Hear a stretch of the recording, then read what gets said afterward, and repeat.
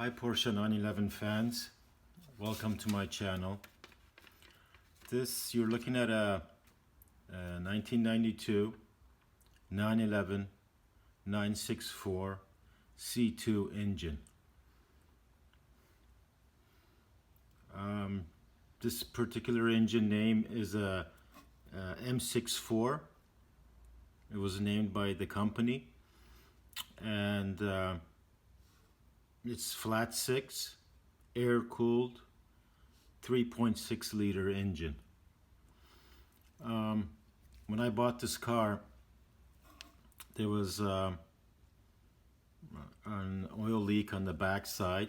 You're looking at the side of the timing chains here, the timing chain box, and the cover's not here because I took it off. And today, what we're going to be working on is the bridge, the oil bridges. This is what it looks like. There's one on the other side, and also I already replaced the O-rings on this tube, which will sit in here, and it will also connect onto this bridge. The purpose of this bridge is there's a certain oil pressure in this engine, and I believe it varies depending on the speed of the engine or the revolution. And what happens is on the previous models before the 964 generation, I believe these were the lifters, actually the tension springs. The tension springs, this is what it looks like. It sits inside the timing chain box, and it applies pressure on the chain. And if you see, this is where the oil is fed into these, so they're hydraulic tensioners. They're hydraulic. So on this, I don't want to give wrong information, but from what I know, this bridge supplies oil to this tensioner spring, and I'm not sure if you can see it, but when the oil enters through here, there's a channel that it runs all the way on top of where this sits, and it provides oil on the tensioner, so it's applying pressure onto the chain guides. On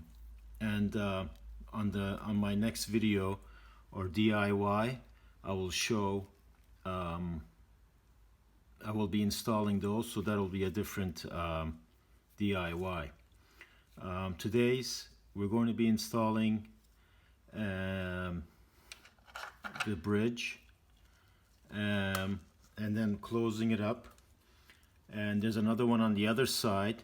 On this side, on the driver's side, this is located at the top, and on the other side, the bridge is on the bottom, if I'm not mistaken.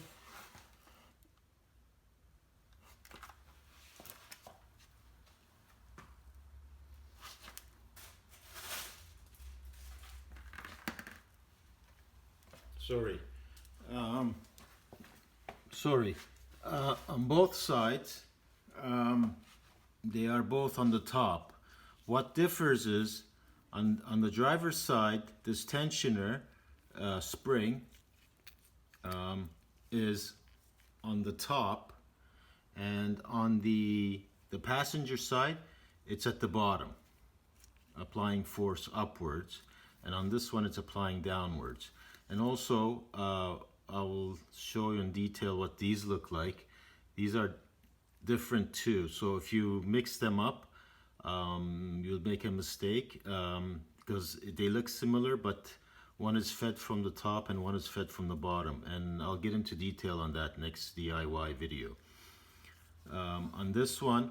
Also, in the description, I have all the parts that you need to order if you're going to attempt this job. There is 2 aluminum. I saw in the parts catalog they call this a shim, but some places I've also seen it as a washer. This is actually aluminum, and so you would need 2 of these, and then you have these. I think the inside is 6 mil and the outside is 10. So I'm going to be using a 10 mil socket to install this bolt, and it's self-locking. So I'm not going to be applying any Loctite or anything like that. And also, I will show you, I also have my torque wrench.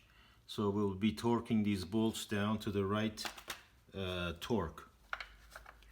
And so let's get started.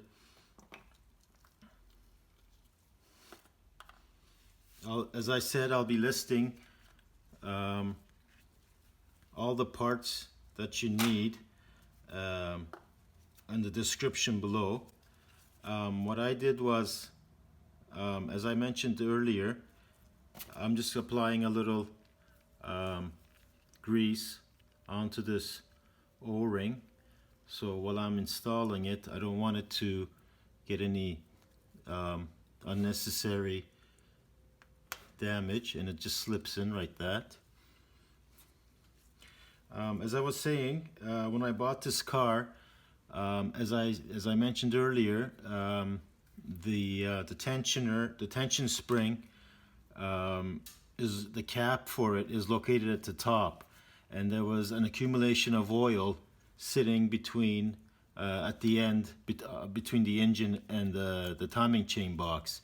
And at that time, I couldn't figure out where it was coming from. But the most logical place was from the gasket, and I'll show you that. Actually, I have it here too. This is the gasket, so I'll be changing this, and this is what the cover for it looks like. See, as you see, there's a hole here, and this sits in here like this, and as this has slight move, it's always able to supply oil to the lifter, or the tensioner, sorry.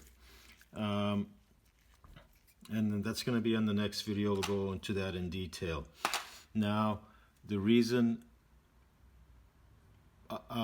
my initial idea was to take off everything, all the way, even the timing chain boxes.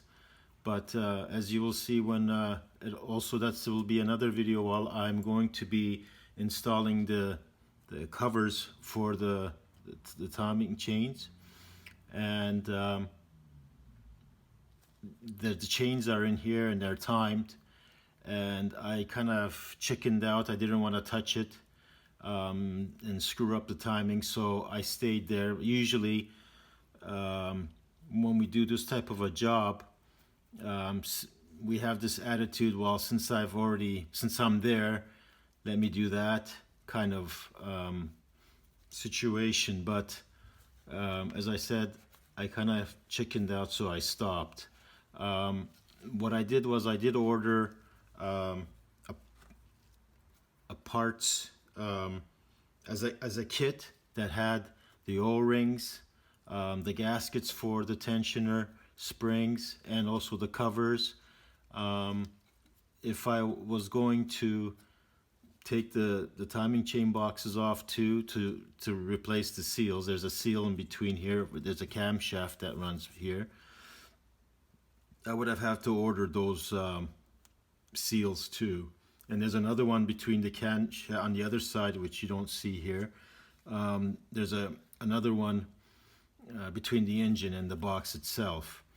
Now, the reason why I wanted to start these videos as I'm working on the engine was how little information there is on these little details, the torque ratings, part numbers, how it's done.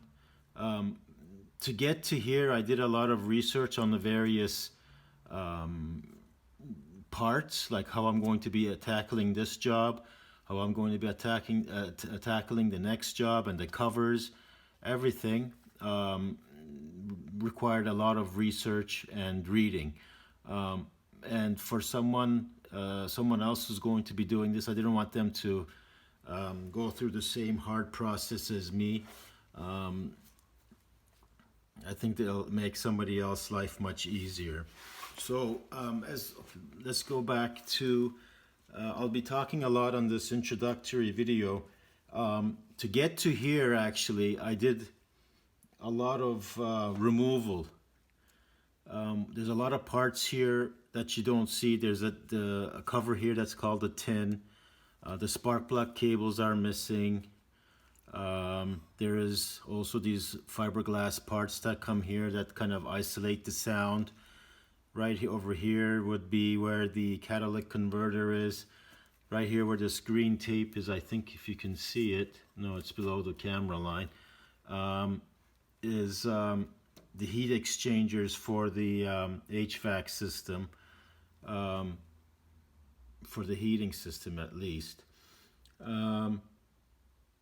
I wouldn't be exaggerating if I told you I probably removed over 20 components to get to this. So that's why when they say, well, since I'm there, is because there's so much work involved to be able to access the engine.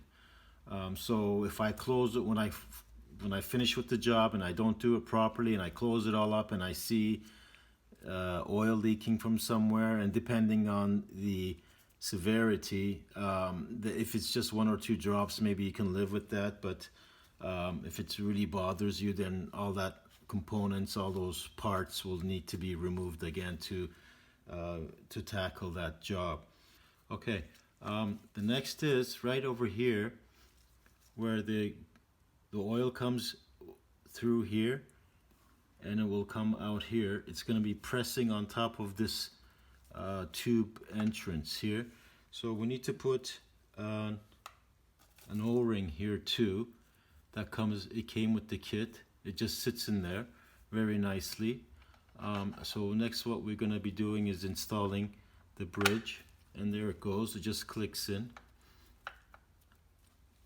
and we're going to put these washers that came with the kit that I bought,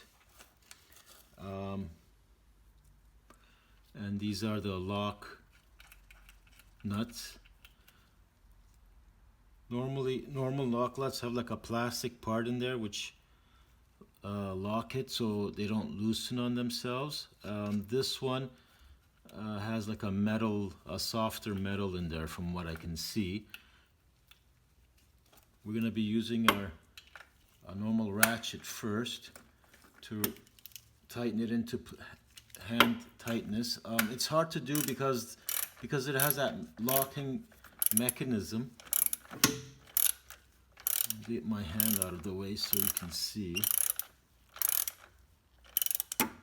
That's it. Very good. And then we'll tighten this one too. As I said, I'm just hand tightening it because we're going to be torquing these down. Now these bolts, and I already looked this information, so it's 9.7 Newton meters, and also in the description I'm going to have that information there too. So I already set my torque wrench to 9.7 right here, so we're good to go.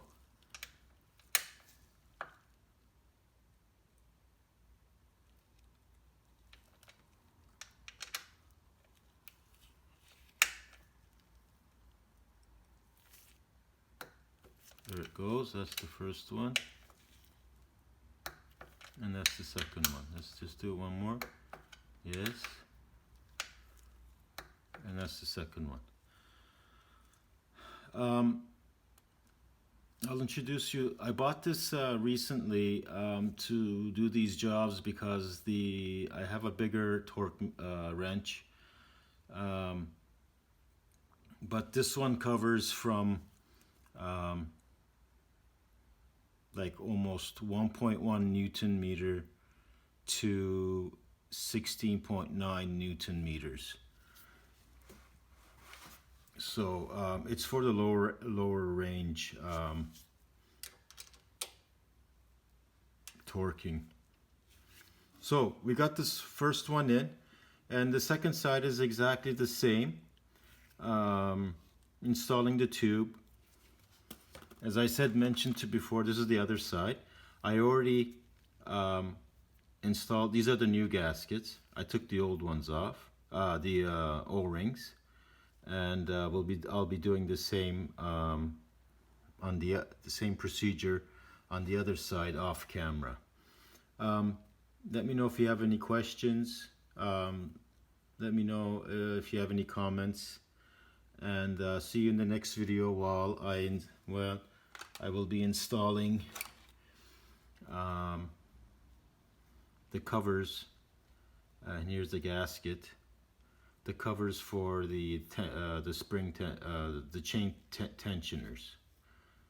Thank you and have a great day.